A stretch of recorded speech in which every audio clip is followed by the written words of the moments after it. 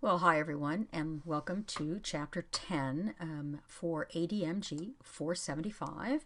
And in this chapter, we are going to discuss project risk planning. So out of Contemporary Project Management, your textbook, that is Chapter 10.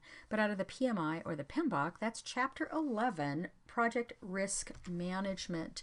So for the PMBOK discusses the following processes for risk management. One of them being planning risk management, then identifying risks, performing a qualitative risk assessment followed by a quantitative risk assessment, plan risk responses, and then controlling the risk. So under 1.1, plan risk management, a risk management plan is all about the process of defining how to conduct risk management activities for our project. So our first step is identifying what success looks like and obtaining agreement from our stakeholders. Exhibit 10.1 talks about project success measures and how important it is to have project success measures in terms of meeting agreements with our stakeholders. And what does our sponsor, what do our stakeholders consider success to look like? And this is very important in determining how we will identify our risks and how we will manage and moderate risks in our project. So a risk is anything that may impact the project's ability to achieve the general success measures and specific stakeholder priorities. Again, it's important to understand what our stakeholders consider so that we can then come back and look at risks that meet those success measures and those stakeholder priorities. Now, here's the interesting thing. Often we think of risks as negative, things that have a negative impact, but a risk can have either a negative impact or a threat to our project, or they can have a positive impact, or they can present as an opportunity. So it would have a positive effect on the project outcome, something that we didn't think about that could positively influence. Risk management plans identify risks and how they will be monitored, managed, and controlled throughout the project life cycle. Risk management plans typically include things like roles and responsibilities, categories and definitions, risk identification, risk register, analysis, quantitative and qualitative, risk strategies. Are we going to avoid the risk, transfer the risk, mitigate it, or accept it?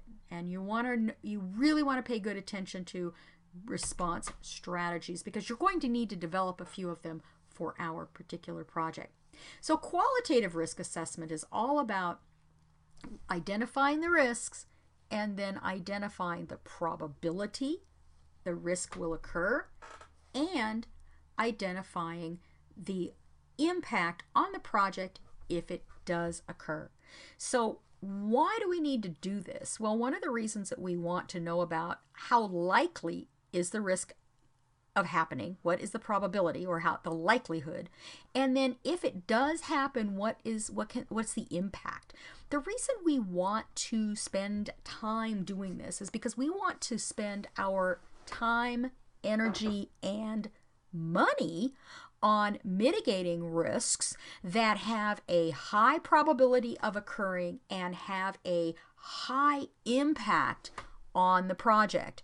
So we can put together a table that looks very much like this that will help us identify risks that we really want to spend our time working on. Now notice that this risk assessment has kind of a dark line. It's typically referred to as a waterfall chart, and it has this dark line that draws itself down, where we want to be sure that we notice that we focus our attention, where we focus our attention in terms of risks. We want to focus our attention on risks that have major or catastrophic impact on the project and have a high likelihood of occurring. So this is what a risk register will look like. A risk register is where we identify all of the risks. It might be like a risk dump, so to speak, where we take everything that can possibly happen to a project, to our project, and we dump it all into this register, and then we start organizing it and categorizing it. So we put categories of risks together. We put a description or an event that may happen that triggers the risk. We put potential causes, and then we identify its impact on the project. And the impact here is in terms of textual understanding of the impact, not a score, but what explain what would happen if it actually happens. We want to identify possible responses, and we want to identify who owns this risk. Then, following the examples in the book, there are examples on how to score the risk in terms of probability and in terms of impact, and then developing an overall score. Now remember, we want to focus our attention on the highest scoring risks, those risks that have the highest probability and the highest impact. We don't really want to spend a lot of time on something that has a high likelihood, but if it happens, it isn't going to hit, it's not going to hurt us one bit. It has a very low impact. Okay, so here we put both of these things together and we come up with an overall score. And then we also develop some kind of mitigation strategy. Now, again, risk strategies. I mentioned that we really want to know how to manage these things. Now, here we can avoid, transfer, mitigate, accept, research. Now, remember, these are all, the type of risk is a threat, or a threat and an opportunity.